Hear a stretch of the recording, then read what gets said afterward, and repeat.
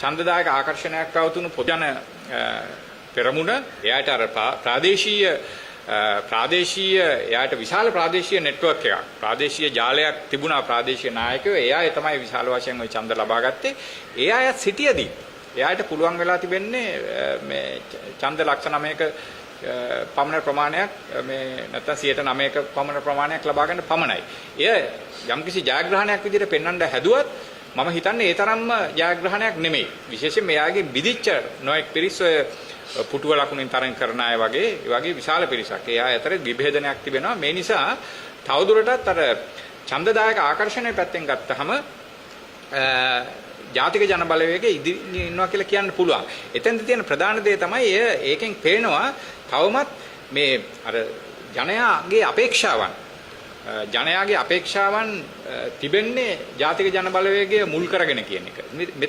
මෙතෙන්දී තමයි අපි ඉදිරිය සම්බන්ධයෙන් අපේ දැක්ම සම්බන්ධයෙන් යම් අදහසක් ප්‍රකාශ කිරීම වැදගත් වෙන්නේ. දැන් මම ටිකක් දිග කතාවක් බොහොම කෙටියෙන් කියනවා නම් මං හිතන්නේ ජාතික ජන බලවේගය අර මීට පෙරත් කතා කරා වගේ එයාගේ දේශපාලන කළමනාකරණය සම්බන්ධයෙන් රටේ කියන්නේ ආර්ථිකය වගේ ප්‍රශ්න නෙමෙයි දේශපාලන කළමනාකරණය පැත්තෙන් ගත්තම අපිට හිතෙනවා කියන්න පුළුවන් යම් ගැටලු සහගත තත්ත්වයක් තිබෙනවා.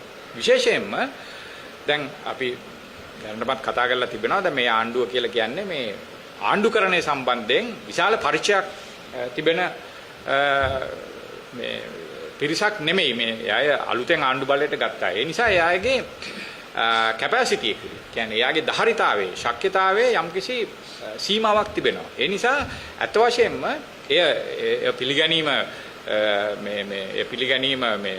කියන්නේ එහෙම තියනවායි කියලා පිළිගන්න එක දුර්වලකමක් විදිහට තේරුම් ගන්න අවශ්‍ය නැහැ. ඒක යථාර්ථයට මුහුණ දීමක්.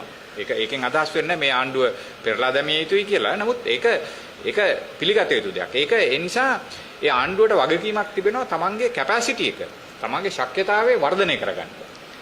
සහ විශේෂයෙන්ම එතෙන්දී වැදගත් දැන් දැනට මම නිරීක්ෂණය කරලා තියෙන දෙයක් තමයි සාමාන්‍යයෙන් මේ ආණ්ඩුව අර සාමාන්‍ය ආණ්ඩුවක් බවට පත්වීමේ යම්කිසි රිස්ක් එකක් යම්කිසි සාමාන්‍ය ආණ්ඩුවක් කියලා කියන්නේ බොහොම අර ඕඩිනරි ගවර්න්මන්ට් එකක්. ඒ කියන්නේ බොහොම මීට කලිනුත් තිබුණානේ දැන් සාමාන්‍ය ඉහළ ඡන්දදායකව දැන් ඔය මේ ලොකු බලාපොරොත්තු විදිහට එනවා. ඒක අර 94 මේ චන්ද්‍රිකාගේ ආණ්ඩුව ඊට පස්සේ 2005 මේ මහින්ද රාජපක්ෂගේ ආණ්ඩුව ඒගොල්ලෝ විශේෂයෙන් ඒගොල්ලෝ අර සාමාන්‍ය ආණ්ඩු බවට පත් වෙනවා. සාමාන්‍ය තියෙන දේශපාලනයේ දැන් ඔය උදාහරණයක් විදිහට මේ දවස්වල කතාවක් කරනවා මේවා ඇත්තද බොරුද දන්නේ නැහැ. දැන් ඔය මේ පෙරදුණු කියන්නේ නැත්තම් බහුතරයක් නැති පළාත් පාලන ආයතනවල ඒ පළාත් පාලන ආයතන පිහිටුවීම සඳහා දරන උත්සාහයන් පිළිබඳව. එතකොට ඒක මං හිතන්නේ ඒ සඳහා ඔය දැන් ඒ සඳහා සාමාන්‍යයෙන් කටයුතු කරනවට කියන අපේ ඩීල් පොලිටික්ස් ඩීල් දේශපාලනය කියලා. දැන් මං හිතන්නේ ඩීල් දේශපාලනය කියලා කියන්නේ ලංකාවේ සම්පූර්ණ ප්‍රතික්ෂේප කළ යුතු දෙයක්. ඉතින් මං හිතන්නේ ඒක ඒ වගේ එකක් ඒ වගේ කටයුත්තකට දැන් ඔය කොළඹ නගර සභාවේම ඔය ස්වාධීනව තරඟ කරපු අය අල්ලගෙන අරවමියෝ කරගෙන අපි දන්නේ ඒගොල්ලොත් එක්ක මොන වගේ ඒගොල්ලෝ මොන අරමුණු සඳහා එයිද? ඒගොල්ලන්ට සල්ලි දෙන්න සමහරු කියනවා මෙච්චර සල්ලි දෙන්න වෙනවා අරවමියෝ කියලා. හරි? ඉතින් නමුත් ඒ වැදී මං හිතන්නේ මේ ආණ්ඩුව කටයුතු කළ යුත්තේ අර සාමාන්‍ය ආණ්ඩුවක් කටයුතු කරන විදිහට නෙමෙයි.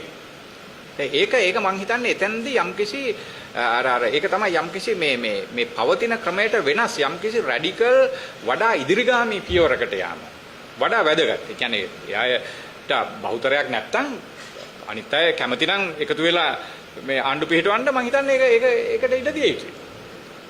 හරි සමහරලාට එහෙම කරන්න බැරි වෙන්න පුළුවන්. දැන් මං හිතන්නේ කොළඹ නගර සභාවේ එහෙම ලේසි නෑ පක්ෂ වලට එකතු වෙලා ආණ්ඩුවක් පිටවන්න. මොකද එයාට වෙනම මේ අර තරංගකාරී අභිලාෂ තිබෙනවා. මං හිතන්නේ නාමල් රාජපක්ෂටයි සජිත් ප්‍රේමදාසටයි එකතු වෙන්න පුළුවන් කියලා මොකද මේ දෙන්නටම තරංගකාරී අභිලාෂ තියෙනවා.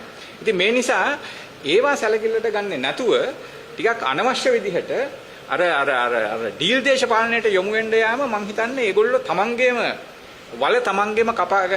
තමා විසින්ම කපා ගැනීමේ දිශාවකට යොමු වීමක් විදිහට වෙන්න පුළුවන්. ඒවා ගියොත් අර සාමාන්‍ය ආණ්ඩුවක් බවට පත් වෙන්න පුළුවන්. ඒ නිසා දැන් ඒ කියන්නේ අත් වශයෙන්ම ආණ්ඩුවක් විදිහට ගත්තාම මේ ආණ්ඩුවට ස්ථාවර භාවයක් තිබෙනවා ජනතා පදනම පැත්තෙන්.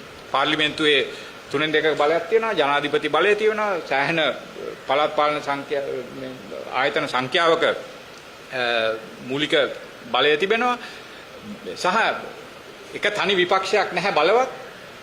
ඉතින් එකම දේ තියෙන්නේ ඔය මේ සමාජ මාධ්‍ය වගේ ඒවා මේ ටිකක් බලවත් ඔය ජනමාධ්‍ය විරුද්ධයි. ඒවා එච්චර ලොකු දේවල් නෙමෙයි. ඇත්තටම ජනමාධ්‍යයට ඔය ඔක්කොම කන්ට්‍රෝල් කරන්න පුළුවන් නම් මේ ජාතික ජන බලවේගය ජයග්‍රහණය කරන්නේ නැහැ. ඉතින් මේක මං හිතන්නේ මේ தත්ත්වය කළමනාකරණය සම්බන්ධයෙන් ආණ්ඩුව තවත් තමන්ගේ කැපැසිටි එක තමන්ගේ ධාරිතාවය වර්ධනය කර ගැනීම සහ යම්කිසි ප්‍රඥාවන්ත ප්‍රවේශයක් අනුගමනය කිරීම අවශ්‍යයි කියලා මං හිතනවා. මොකද එහෙම නැත්තම් මේ ඊටාම සංකීර්ණ දේශපාලන වාතාවරණයක් තුළ මේ ජනතා අභිලාෂ වඩා ඉදිරිගාමී ලෙස නියෝජනය කිරීමට ඇති හැකියාව ආණ්ඩුව විසින් දුර්වල කරගන්න ලැබීමට ඉඩ තිබෙනවා කියන එක තමයි මට කියන්න පුළුවන්. ඒ தত্ত্বය ගැන ටිකක් ඒ தত্ত্বය ගැන අනතුරු ඇඟවීම වගේම ඒ தত্ত্বය නිරන්තරව මතු කිරීම අපි වගේ මේ යම්කිසි බලපෑම් කණ්ඩායමක කාර්යභාරයේ විදිහට තිබෙන බව ප්‍රකාශ කිරීමට කැමැතියි. බොහොම ස්තුතියි.